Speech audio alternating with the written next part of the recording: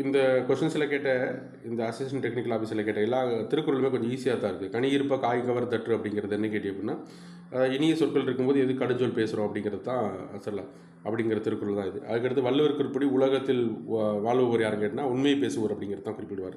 சில உலகத்தில் உண்மை பேசுவோர் தான் வாழ்வார் அப்படின்னு குறிப்பிடுவார். அதுக்கடுத்து என்ன கேட்டி அப்படின்னா, இதுவுமே ரொம்ப ஈஸியானது தான். களவினால் உண்டாகும் பெருஞ்செல்வம் எவ்வாறு கெடும் என்று வள்ளுவர் குறிப்பிடார்னா, அளவு இறைந்து ஆவது போல கெடும். அதாவது கேட்டால் ரிசல்ட் அதாவது கேட்டால் நிறையா வர்றது மாதிரி வந்து திரும்ப என்ன செய்யும், கெட்டு போயிடும் அப்படிங்கிறது தான் களவினால் திருட்டு மூலமாக பெறக்கூடியது அப்படிங்கிறத குறிப்பிடுவார். தெரியலாம் திருட்டு மூலமாக கிடைக்கக்கூடிய அப்படிங்கிறது. பொருளோடும் அன்போடு வாரா பொருள் என்ன செய்ய வேண்டும்னா பொருளை விடல். பொருளோடும் அருளோடும் அன்போடும் ஒரு பொருள் ஈட்டணும் அப்படின்னா என்ன செய்யணும், அருளோடும் அன்போடும் இருக்கணும். அப்படின்னா அந்த பொருள் என்ன செய்ய வேணும், பொருளை விடல் அப்படிங்கிறத வள்ளுவர் குறிப்பிடுவார். இந்த திருக்குறள் எல்லாமே ஸ்கூல் புக்கில் இருக்குது. 10th ஸ்கூல் புக்கில் படிக்கிறப்ப கிடைக்கும். அவனால் தெரிஞ்சுக்கங்க. ஒரு முக்கியமான விஷயம், எப்போவுமே இந்த 6th to 10th இலக்கணத்தை மட்டும் படிக்காமல் எல்லாத்தையுமே படிச்சுக்கோங்க. 25 கொஸ்டின் ஆர்ட் அண்ட் கல்ச்சருக்கு கண்டிப்பாக இந்த பகுதியில் தான் கொஸ்டின் கேட்பாங்க. வேறு எதையும் தனியாக போய் கேட்க போகிறதுக்கு வாய்ப்பு இல்லை. Group 4 group 12